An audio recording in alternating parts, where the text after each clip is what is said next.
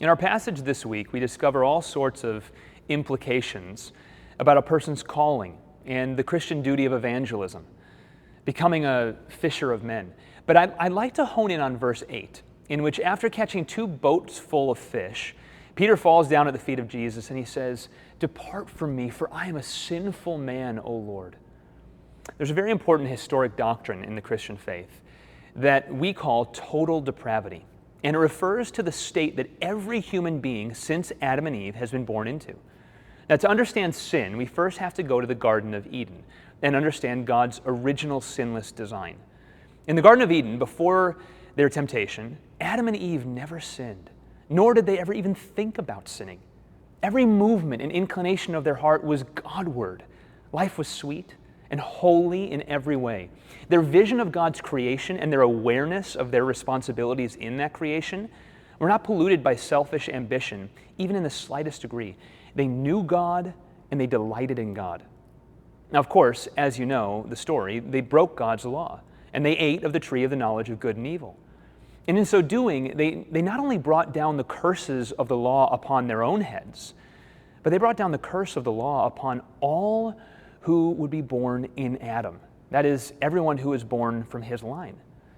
Now, the curse of the law is both physical death, that means all people die eventually, as well as spiritual death, a separation from God due to our sinful nature.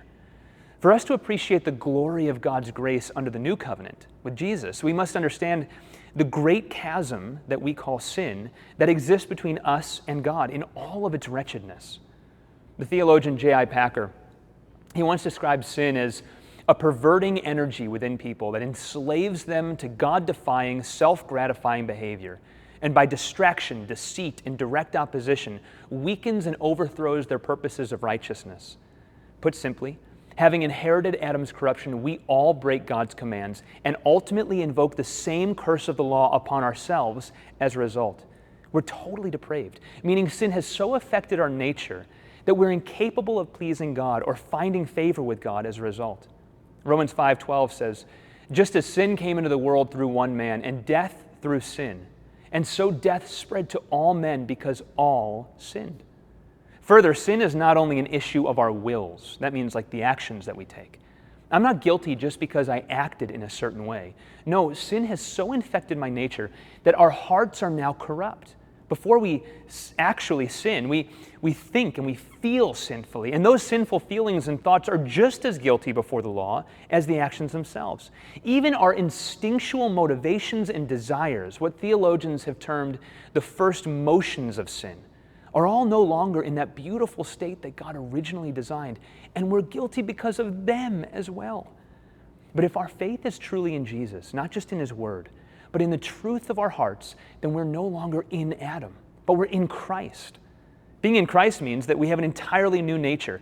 It doesn't mean that every part of our old nature is entirely gone. No, we still wrestle with sin in varying degrees. Yet a new nature has been added in Christ. This is what all that language in the Bible is getting after when it speaks about having a new heart, a new spirit, a new birth, and being a new creation. In Christ, we not only have a new nature, but fundamentally a different identity, no longer defined by the corruptions of the heart we inherited from Adam, but rather solely defined by God's grace, given to sinners like us in Jesus. My prayer is that your heart might pant with a new and greater affection for Jesus as you reflect on these truths of what it means to be in Christ and not in Adam.